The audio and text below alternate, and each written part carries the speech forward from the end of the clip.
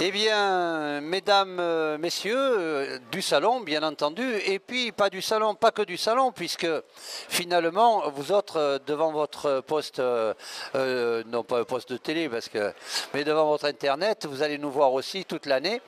Et donc, nous sommes à Lyon. Nous sommes à Lyon avec Italion, nous sommes en 2015, ça dure jusqu'au 1er novembre. Et notre job dans les métiers du cheval, c'est de créer un petit événement qui s'appelle Un jour au métier. Et nous allons rencontrer tout au long de ce salon bien des professionnels qui ont des métiers dans le cheval. Alors évidemment, il n'y a pas que cavalier, vous avez compris. Nous avons déjà reçu un maréchal ferrant, nous avons reçu quelqu'un qui fait des bijoux. Et cette fois-ci, nous allons recevoir un personnage, on peut dire ce que c'est un personnage, avec des doigts de fée, puisqu'il est ostéopathe et que c'est ses mains qui sont le plus utilisées. Donc voilà, je vais me tourner vers lui, Jean Gilbert, il s'appelle, mais il va se présenter. Il travaille depuis très longtemps, je ne veux pas dire que c'est un vieil ostéopathe, mais en tout cas, il a du métier, si on peut dire. Donc je vais lui passer le micro. Ostéopathe, c'est quoi ? Alors, ostéopathe, ça consiste tout simplement à faire ce qu'on appelle un rééquilibrage de tout ce qui est osseux. Alors, parallèlement à cela, quand les os sont remis en place, obligatoirement tout ce qui est muscles, tendons, nerfs, etc., le corps compense. Donc le cheval, de par lui-même, après finit de se rééquilibrer. En fait, le métier d'ostéopathe, c'est un métier magique. C'est un métier magique parce qu'avec nos yeux, nos doigts, la sensibilité de nos doigts, on sent tout de suite où il y a des zones de chaud, de froid et surtout de douleur sur le cheval. Donc l'avantage de l'ostéopathie, c'est que l'effet est pour ainsi dire immédiat. Alors bien évidemment, l'ostéopathe se doit de travailler bien sûr avec les maréchaux, parce qu'on peut avoir affaire à un maréchal puis lui demander d'avoir des fers compensés, etc., etc. Et bien entendu en étroite collaboration aussi avec les vétérinaires. Mais je voudrais quand même signaler quelque chose et puis remercier un grand monsieur qu'on a perdu en 2004 qui s'appelait Dominique Gignot et qui nous a quittés bien sûr beaucoup trop tôt, qui malheureusement beaucoup de jeunes ostéos aujourd'hui qui sont formés dans les écoles ignorent complètement qui était Dominique Gignot. C'est simplement le maître de l'ostéopathie dans le monde équin. Je voulais simplement lui rendre un petit hommage par l'intermédiaire de votre nouvelle émission. Voilà. Ostéopathe, donc on sait que c'est pas très facile. Enfin, nous autres dans les métiers, on sait que c'est pas très facile parce que les vétérinaires supportaient pas bien que des ostéopathes qui ne soient pas vétérinaires, etc. On en est où pour l'instant ? Alors, bien évidemment, on ne va pas se mentir, il y a toujours un climat un peu de tension entre les vétérinaires et les ostéopathes. Quoique maintenant, certains vétérinaires se penchent un peu sur l'ostéopathie et certains s'inventent un peu, disons le mot, ostéopathe. Mais bon, il y a de la place pour tout le monde. Et puis, c'est vrai que ce n'est pas toujours bien vu, mais on y va de plus en plus, on y vient de plus en plus et c'est très bien. C'est très bien parce qu'un cheval manipulé correctement une fois ou deux par an, en fonction de ce que l'on fait avec le cheval, bien évidemment, c'est très profitable au cheval, surtout au cheval, tout autant qu'au vétérinaire, bien évidemment. J'ai vu passer un texte de loi qui disait qu'il laissait la place aux dentistes et aux ostéopathes officiellement. Est-ce que tu sais si ça a avancé un peu cette histoire-là ? Alors, c'est toujours très ambigu dans ce domaine. C'est, par exemple, regardez les personnes qui aujourd'hui font des écoles d'ostéopathie pendant 3-4 ans, ça coûte assez cher. On leur délivre un diplôme qui, tout de suite, n'est toujours pas reconnu encore par le ministère de l'Agriculture. Donc, c'est vrai que c'est ambigu. C'est comme pour les ostéos, pour les humains. Il n'y a pas très longtemps, je crois que c'est seulement depuis 2002 que c'est reconnu. Et pour le métier d'ostéopathe équin, c'est vrai que c'est un peu encore ambigu parce que n'importe qui peut s'inventer ostéo-équin aujourd'hui. Sans avoir aucune formation équine.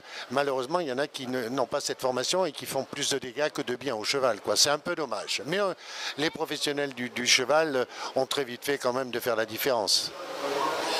Nous faisons, nous, de l'orientation professionnelle à l'année, et plus précisément dans les salons, et sans doute que 50 ou 60% des demandes des jeunes, c'est d'être ostéopathe.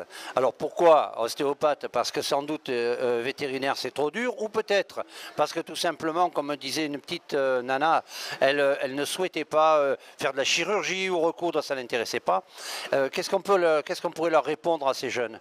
Alors, il faut d'abord avoir un minimum de connaissances dans le cheval. C'est vrai que faire une école d'ostéopathie, je n'en conseillerais pas une plus qu'une autre, bien évidemment, mais ça peut ouvrir et apporter beaucoup de choses sur la connaissance du cheval par lui-même, parce que c'est quand même beaucoup plus complexe qu'on ne veut bien le croire. Quand on voit quelqu'un qui a une certaine expérience en ostéopathie équine, qu'on le voit faire, manipuler un cheval, je vais vous montrer quelques exemples tout à l'heure, mais on a toujours l'impression que c'est facile, alors qu'en fait c'est beaucoup plus complexe, parce qu'on peut très bien, en remettant une cervicale, casser une cervicale. Une lombaire, c'est pareil, et le cheval à ce moment-là, il est paralysé, donc c'est l'euthanasie. Donc il faut être toujours très très prudent et puis faire appel à ceux qui exercent ce métier depuis quelques années, comme moi j'ai des jeunes filles ou très peu de garçons, mais qui viennent avec moi pendant 2 jours, 3 jours. C'est vrai que c'est difficile parce que ce qu'il faut tenir compte aussi, c'est que quand il fait moins 15 ou moins 20 dehors, il faut aussi être présent et manipuler les chevaux. Moi je suis dans la région de l'Auvergne, bon je fais toute la France donc il n'y a pas que l'Auvergne, mais quand je suis à moins 15, moins 20 dans la neige, en plein vent du nord, c'est pas très agréable. Et là, c'est vrai qu'il n'y a pas beaucoup de personnes qui me disent « Est-ce qu'on peut venir avec vous pour voir comment ça se passe ?» Mais c'est de bonne guerre, quoi. Enfin, une dernière question avant de te voir à l'œuvre. Ça gagne quoi un ostéopathe? Comment ça fonctionne? Est-ce qu'il y a des salariés, pas de salariés? Est-ce que c'est un métier libéral? Et puis, est-ce que ça gagne des sous? Alors, oui, bien sûr, on peut gagner sa vie, mais il faut d'abord faire sa place, il faut d'abord faire ses preuves au niveau de la manipulation de ce qu'elle apporte au cheval. Après, c'est le bouche à oreille. Mais ce qu'il faut dire un peu à tous ceux qui font les écoles, c'est que c'est pas en 2 ans et 3 ans qu'ils vont pouvoir gagner correctement leur vie. Il faut plusieurs années. Moi, ça fait quelques décennies que je suis dans ce milieu-là, et puis j'avais une famille qui était déjà dans ce milieu-là. Donc, mais c'est pas évident de gagner sa vie les 3 premières années, autant être très honnête là-dessus, quoi. Les 3 premières années, il faut dire que c'est peut-être presque un pourboire.